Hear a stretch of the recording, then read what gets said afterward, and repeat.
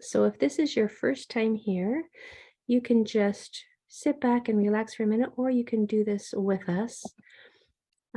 These words might look daunting. They always do at the beginning of class, but by the end of class, you'll be surprised at how easy they are. We always work on nonsense words so that we can be confident reading any unknown word.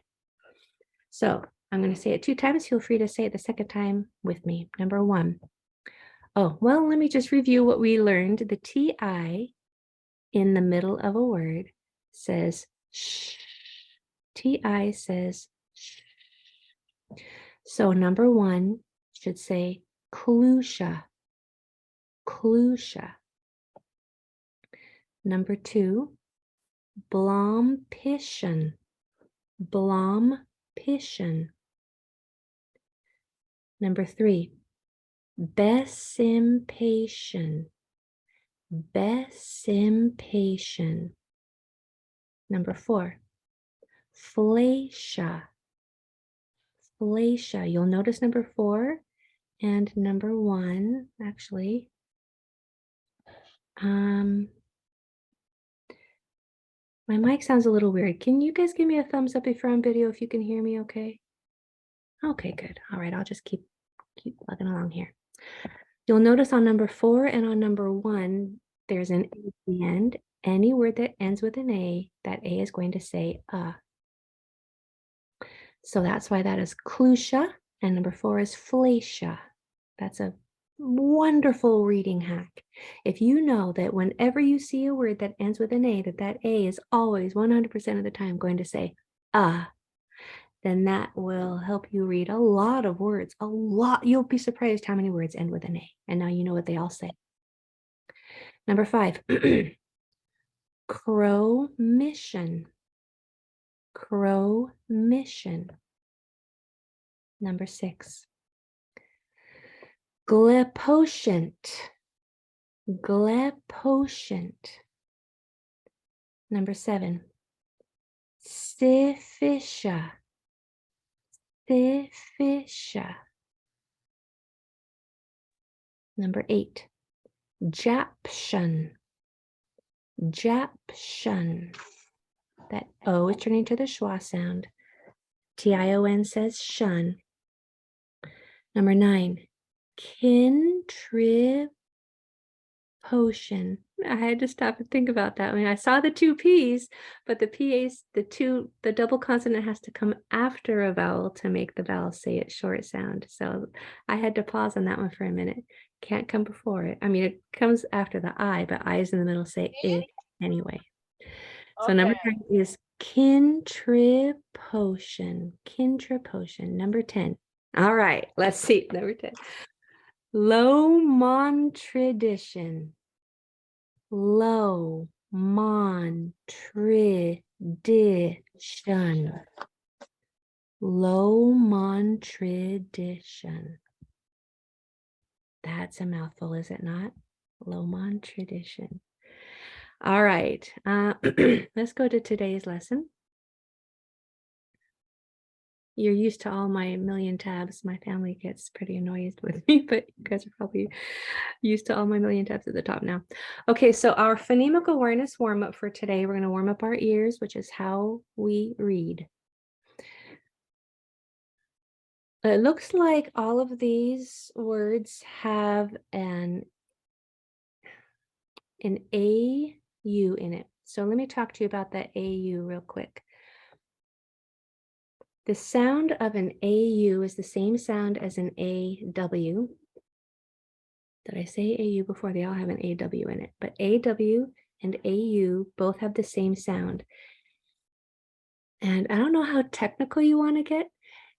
If the easy answer for what they say is the short O sound, they say the same thing as a short O, ah. You'll notice my jaw is dropped, ah. If you want to level up your knowledge and know more than most people about AU and AW, it's technically a deeper sound than just a short O. Your jaw is dropped even more with an AW and an AU. So it would sound like aw. It's more of a deep, rich, robust sound. So short O sounds like ah, AW sounds like ah. Can you hear the difference? I can feel it when I say it, but you might have to say it for yourself. It might not be coming across on the computer very well. I want you to really drop that jaw though, ah, so that you are making the correct sound. So put in the chat, how many sounds in yawn? Yawn.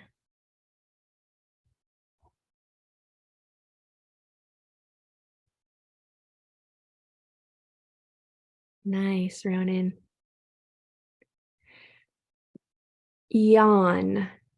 Yaw. Yeah, yeah, yeah. So the shape of our mouth, if you can see me, the shape of your mouth when you make the Y sound should be a smile, like a grin. Yeah, yeah, yeah. And instead of yeah, yeah. If you say yeah, then you're going to get an extra sound at the end of your y sound, which is going to add just more sounds into a word that you're trying to read. We don't want to get any extra sounds in there.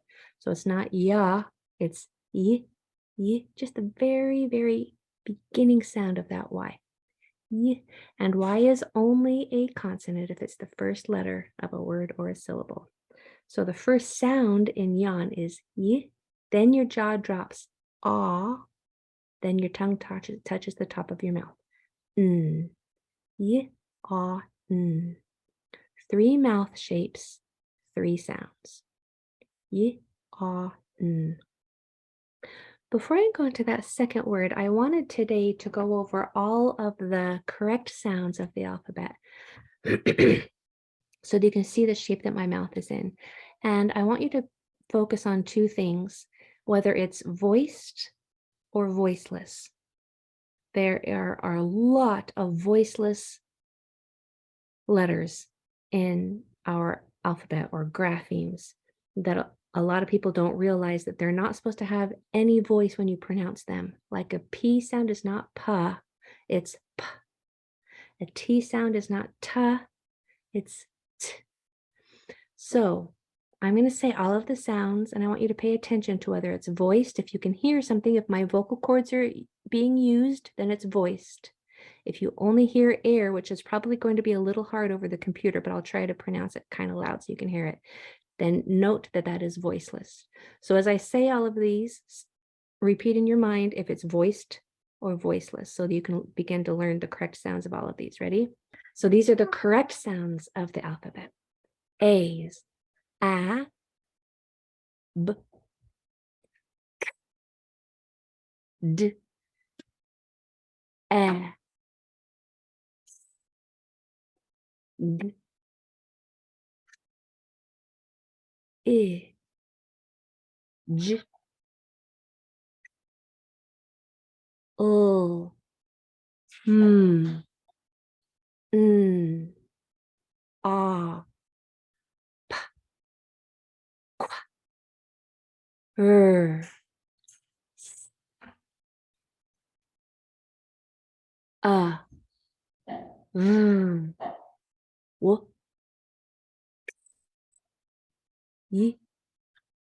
Z. So hopefully you were able to see so many of those who had no sound at all, only air. I wanted to make sure that we go over that every now and then. Okay, back to our phonemic awareness warm-up. How many sounds in dawn? There's that ah again, dawn. Put it in the chat.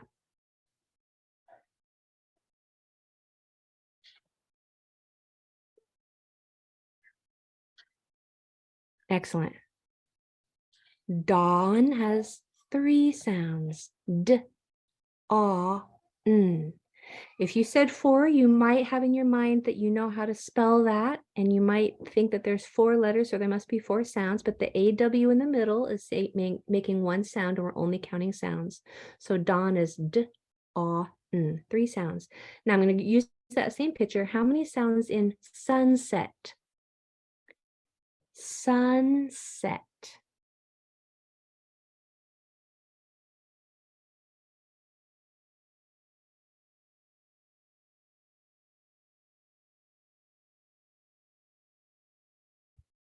Nice. This one happens to have the same number of sounds as there are letters in the word. Sunset has 6 sounds. S, a, n, s, e, t. S, a, n, s, e, t. 6 sounds in sunset. Okay, now this last one's a little hard. Strawberry. How many sounds in strawberry? Take your time. There's one part that's going to be really hard to separate the sounds.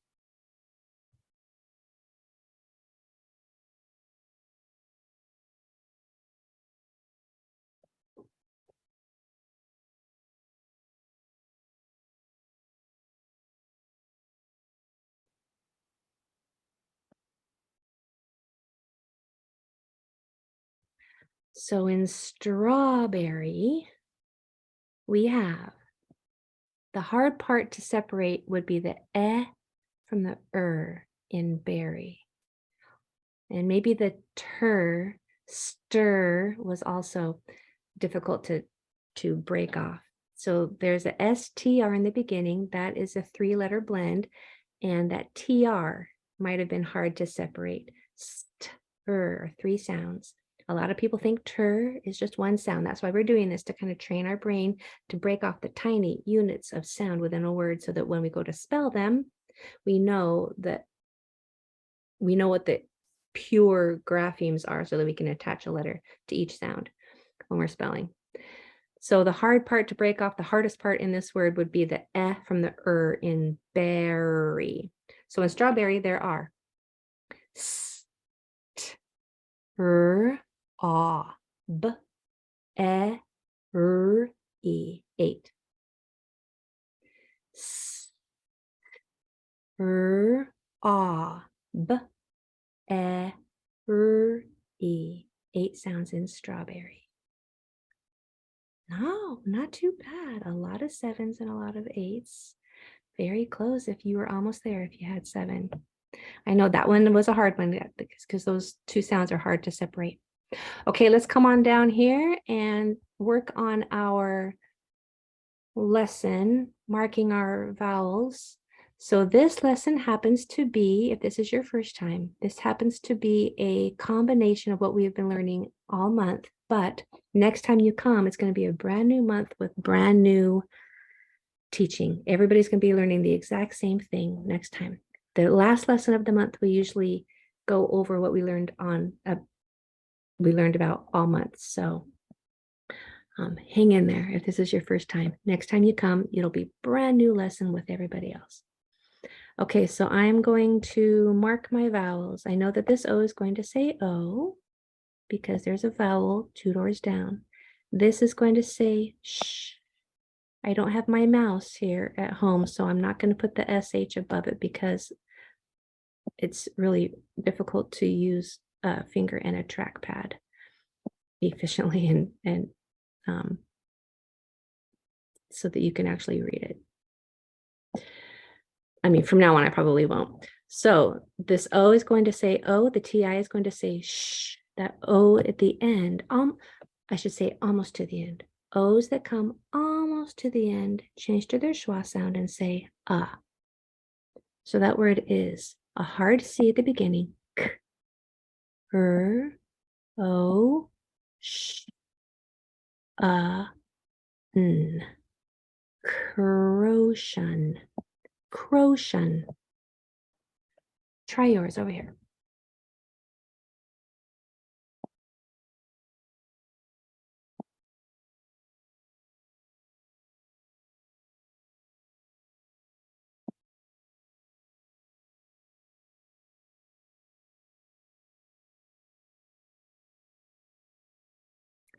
Now, hopefully on that P, you made its voiceless sound, just P, not pa, because that's going to stick an sound right there before the L. So when we pencil read this word, we have P, O, sh, n, lotion. Lotion. It's like lotion, but with a P at the front. Lotion. lotion. Now you know why lotion is spelled the way it is. You're going to be so knowledgeable about why words are spelled the way they are. Okay, number 2. This A is going to say ah because the next 2 letters are consonants. No, wait, it's not. No, it's not. I thought there were 2 D's there. This A is going to say A. Forgive me for that confusion because there's another vowel 2 doors down. This I is going to say I for a couple reasons. One is I's in the middle. Always say I. I'm going to go ahead and say always because I've never seen a time when it hasn't. And another reason it says I is because D, G, E only, always and only comes after a short vowel sound. And this DGE is going to say J.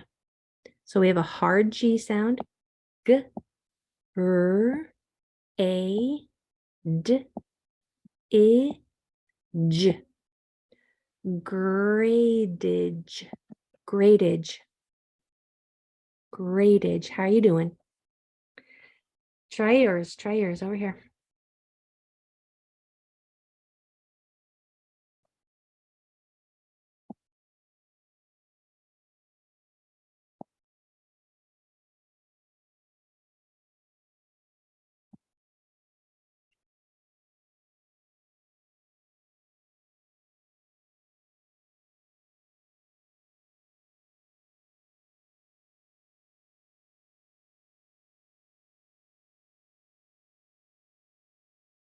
Okay, so when we pencil read this word, we have a voiceless T.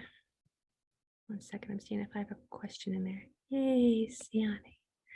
We have a voiceless T. T, R, ah, n, b, r, I, j. When we blend it, we have Tronbridge. Tronbridge. You probably recognized the word bridge in there. And now you know why bridge says what it does. That I is going to say I because DGE only comes after a short I. I mean a short vowel. We're just going to add the tron on the front. Make sure when you say the TR that you pronounce both of those sounds and it doesn't turn into a lazy chur. It's not Tronbridge. It's not Tronbridge. It's Tronbridge. Tron. Okay, number 3. Now here I had a hard G up in number 2. On number 3, I have a soft G. The hard G is going to say G.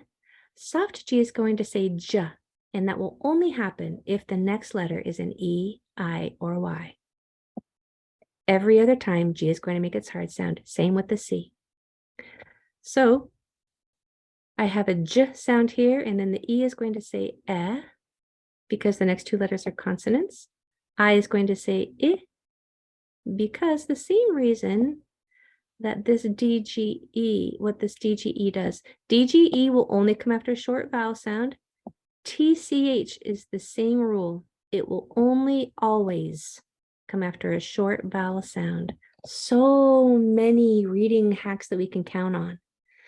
Reading the English language is difficult. It's one of the hardest languages to conquer because there are so many rule breakers, but there's also a lot of rules that you can count on. Most words follow the rules, the reading rules. DGE will always come after a short vowel sound. Same with TCH. It will always come after a short vowel sound. So when you're reading, if you notice one of those trigraphs, you'll already know what the vowel before it's going to say. It's going to make it short sound. So when we pencil read this word, we have J, E, O, I, Ch, Jelich, Jelich, Jelich. Now try yours over here. You have a soft G also.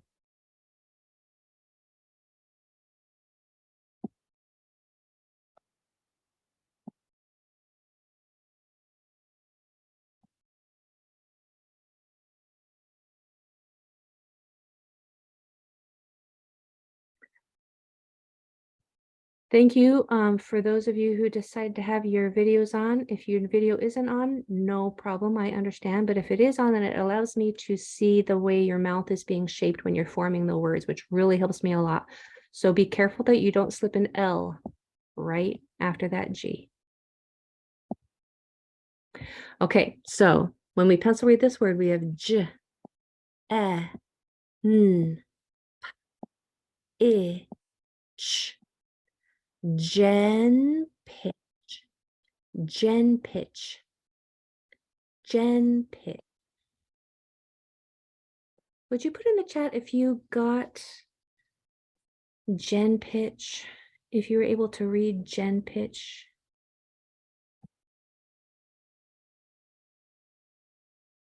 Good, you got the soft G, you got the E versus the I. Nice. Okay, good, good, good, good. Beautiful. You're making my day. Okay, number 4. Yay. Okay, number 4, we have a short vowel because the next 2 letters are consonants. We have a short I because it's in the middle syllable. Here is our TI that says sh. And this is going to be a short E because the next 2 letters are consonants. Now, I kind of went through that fast and that had a lot of rules in it. So let me say that one more time. Short vowel because the next 2 letters are consonants. The I is short because I is always short in the middle. If it's the middle syllable, there's a syllable over here and a syllable over here. If it's the I's in the middle, it's going to say I. TI will say sh. E followed by 2 consonants makes it short sound. So when we pencil read that word, we have p, e, o. I didn't say that sound very well. I, sh, e, n, t. Now this one's going to be a little harder to pronounce. Our brains are going to want to say something like patient. So go really slow. Peliscent.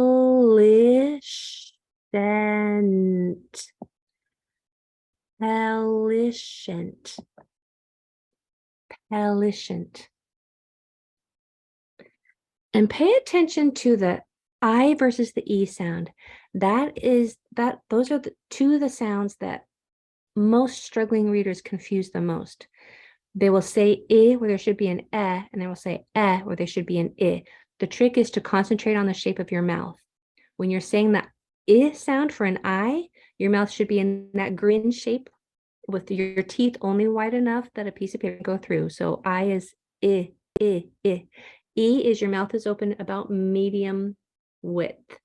So E is I, I, I. So concentrate on the shape of that your mouth is in when you're saying those 2 sounds, because they can be very similar and really confusing. So 4 is peliscent. Peliscent. Okay, number 4 on yours.